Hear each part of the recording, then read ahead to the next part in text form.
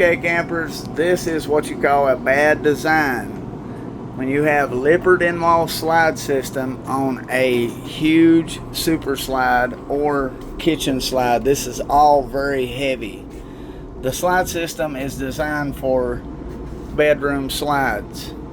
But what's crazy, yeah, they're putting them on these super slides and two little motors, one on this side, one on the other side. All right, if the motor comes up, if the set screw is not set, it bounces up and comes this much out of the housing. The customer hit their slide switch and this thing just twisted inside the wall and tore all the communication wires out. That's all we do. So we was having trouble getting the motor in for two major reasons. One, that H-column part had a lot of shavings, but the main thing is the set screw right up here was set. The slide, you got to remember, we couldn't see that. The slide was all the way in. So once we got the motor engaged enough to get the slide out, to get to the set screw, we found that the set screw was stopping us from the motor going all the way down. So, as you can see in that previous video, we had to do what we had to do to get the slide out.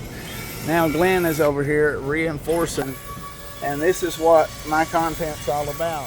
If you see a slide system this big, you want to look underneath here and you should see steel arms or some kind of big piston that drives this out.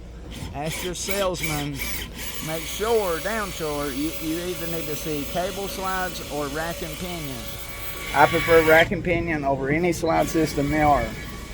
These in-wall motors, bedroom slides only, not made for heavy weight.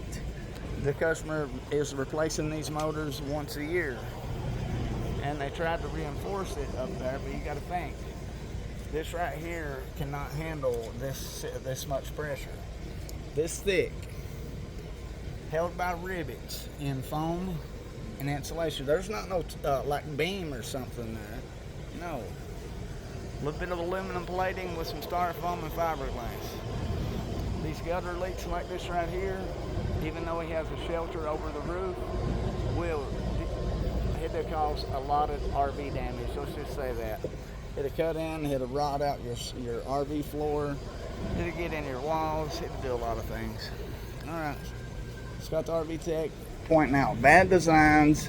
And let's just look at this. Imagine this, if the slide was all the way in, set screw set, need a motor replacement. How you would have had to remove that slide topper, them rusty screws, they would have broke off on you. You would have fit that for a couple hours. You would have had to cut this channel because the channel is screwed in right here, up through here. So if this is compressed, airtight, good luck getting to your set screw. So the set screw is a love-hate relationship. The engineers should say, instead of the set screw being always on the outside, they need to say the set screw needs to be mounted on the inside or outside depending on the model, and they always need an access panel to get there. It's almost like they want things to cost 36 hours under warranty to get it fixed. They damn sure don't want you to be able to fix it. Scott the RV Tech. Follow me. Thanks for all you new subscribers on YouTube. We're going to get it up there. Love you guys.